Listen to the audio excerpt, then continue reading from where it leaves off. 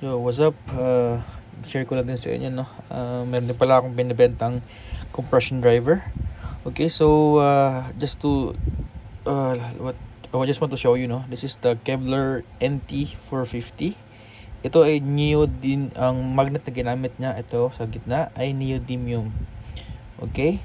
And this is the Broadway BCS 350. Okay? And this is using a Y-ferrite magnets. Okay, so this one is having 350 watts and having 44 millimeter voice coil. This one is 450 watts but the same voice coil diameter, no, 44 millimeters or 1.75 inch. So just as you can see, no, it's much smaller by size. Oh my god. Okay, so by size alone it's much smaller and it's more powerful, no, 450 compared to 350 watts. This one is around 70 to 75 RMS.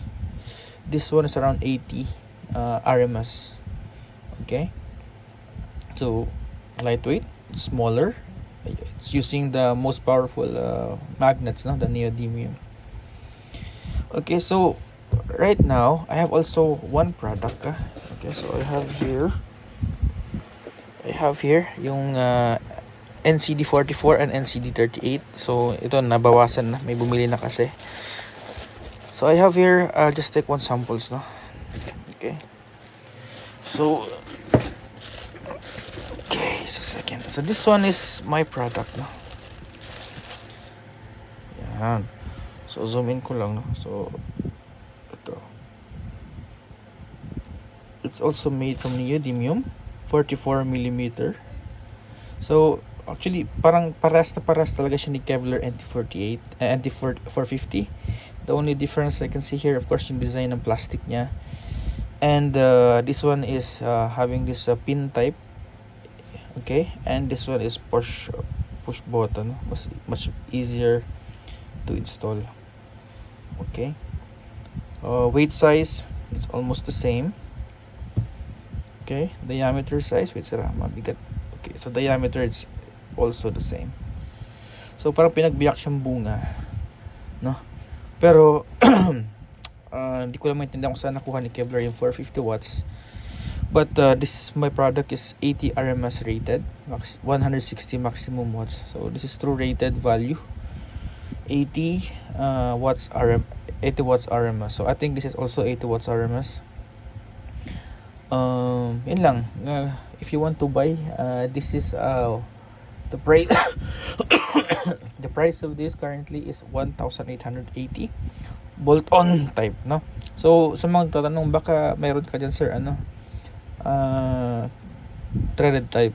So currently the manufacturer is only offering bolt-on type for this 44 millimeter size, pero may nabibili naman na ganito sa online, no, sa Lazada. Ang tawag dito is tweeter adapter or tweeter horn adapter, na from bolt-on type, from bolt-on type to threaded type. Kasi yung 44mm kasi mostly yan yung pinaka gamit na size pagdating sa full range. Pwedeng gamitin sa column, pwedeng gamitin sa dual, pwedeng gamitin sa single na full range 2-way or 3-way. That's why ito muna pinuuna ko. So may parating din akong 2-inch size na voice coil, 3-inch, and then yung 4-inch. Titingnan ko muna kung may demand sa market. Nakapila pa kasi tayo sa nasa may factory. Kasi yung factory naman kasi hindi naman tayo lang sinusupplyan, no. Internationally yung sinusupplyan na, hindi lang Philippines. So pila-pila tayo doon. Okay, so current price of this is 1880. And also, by the way, no, where's the other one? This is also this is a 1-inch throat, no. It's the same here, 1-inch throat. Makikita mo yung loob niya, no, yung tulis sa loob. Ganun din dito. Okay, grabe magnet nito, neodymium talaga. Ito 1-inch throat din to, no. Okay, so ito hindi na ako kumuha nito kasi ang dami nang nagsusupply nito eh. Iba't ibang brand sticker lang yung binabago. So anong sense, no? Kasi sa neodymium, ito mostly common yung sa mga line arrays, di ba? Kasi nga lightweight, kasi pag yung Lanari ang bigat na pag naka-dual. So ito yung most yung ginagamit nila. Tsaka bad kasi dati, ganito mga ginagamit ko. Nung naka-try ako gumamit ng neodymium, parang alam mo yun, parang di mo na babalikan to. Kaya pag na-try mo talaga isang bagay na alam mo mas maganda yung output, parang mako-compare mo talaga yung difference. Unlike lang, ito lang talaga nagamit mo ever since. Although, no, yung audio output wala namang kinalaman sa magnet, pero yung power kasi niya nagbabago kasi nga mas malakas ang power ng magnet ng neodymium kumpara dito. Okay? So sa the quality of audio does not affect kung ano man ang klase ng magnet na ginamit. Pero yung power output, yung weight, yung size, yun lang yung naapektuhan sa neodymium. Okay, so meron din pala ako dito. This is 1.5 inch naman na throat. Okay, 1.5 inch or 38.5. So kung gusto nyo threaded, no, ito. Similar din, this is also 80 RMS. Okay, so napaka-compact niya, no. Ito yung mga nakikita mo sa mga JBL na klase na latest ngayon. Ganito lang kaliit. Alto. Ano ba nakita ko na ganito lang kaliit yung compression driver. Ang liit, Brad, compare mo.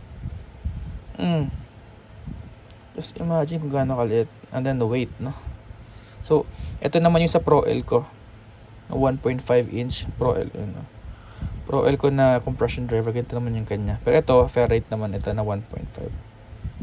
So if you want good quality music, no, kung ano yung dapat ginagamit ng mga quality speakers, yung mga mamahalin na made from Italy, so yun din dapat sana gamitin natin para ma-compare mo, no, yung difference ng local quality. Kasi sa akin, as I said, no, sa lahat ng bagay unahin ko talaga yung quality ng sounds over power. Hindi ako ragatak boys, hindi ako pang battle. It's all quality audio music, high fidelity. So yun yung priority ng Mecman. So kung pang events or ano na hindi siya pang disco or something, ito yung mga products na ino-offer ko. Kasi sabi ko nga, bawat tao may kanya-kanyang taste, no? So yung taste ng Mecman is ito yung sinasabi ko nga na for soft bass, quality audio, quality music compared sa puro bass lang and puro disco music. Kita mo mga soundcheck natin puro acoustics, mostly live band.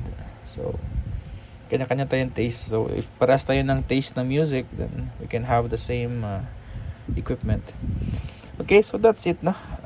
Thanks. Hopefully you will like it. I will post also in the Shopee account, no. So kung ang price pala ng Kevlar right now is around 2,300. This is only pick-up price is 1,880 for the pickup price. Yung mga kalaban ko is yung Crown. Yun lang yung nakita ko na neodymium The rest are imported na. Yung sa may DXB nasa 4,000 na, yung iba nasa China nasa 3,000. So this one is factory price din talaga, Brad. Ang lita ng tubo ko dito. Gusto ko lang i-share para matry nyo. Kasi once na try nyo, definitely you will not go back here. Although the price nga lang na medyo pricey siya. But of course, no. If you want to try, just if you want to check this out, same naman to same lang din naman yan. Naman lakas, grabe.